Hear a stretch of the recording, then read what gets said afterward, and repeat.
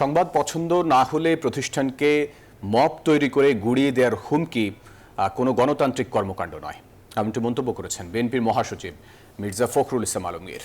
গণমাধ্যম বন্ধ নয়, বরং ভেতরের ফ্যাসিজমের বিরুদ্ধে এনসিপি, এমন মন্তব্য করেছেন দলটির প্রধান নাহিদ ইসলাম। রোববার বিশ্ব মুক্ত গণমাধ্যম দিবস উপলক্ষে আয়োজিত আলোচনা সভায় এসব কথা বলেন তারা।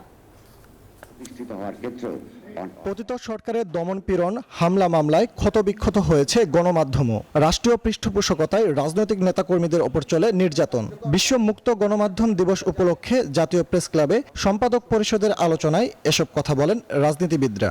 রাষ্ট্র এমন কোনো আইন করার কথা না যেখানে সংবিধানের মৌলিক যে অবস্থান যে গণমাধ্যম স্বাধীন থাকবে সেখানে তার কোন রকম পথ রোধ করতে পারে।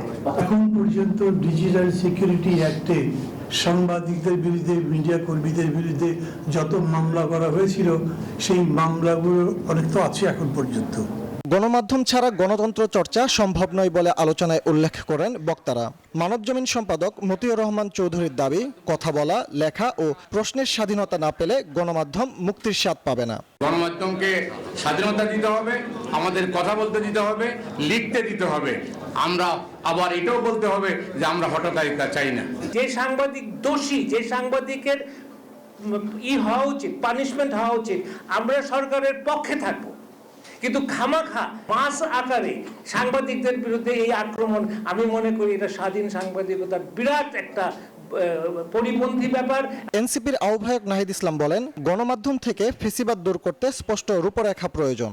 কোনো গণমাধ্যম বন্ধ করার পক্ষে আমরা কখনোই বলি নাই, বরং বিভিন্ন সময় যখন এই আলোচনাগুলো এসেছে আমরা গণমাধ্যমের পক্ষে থেকেছি।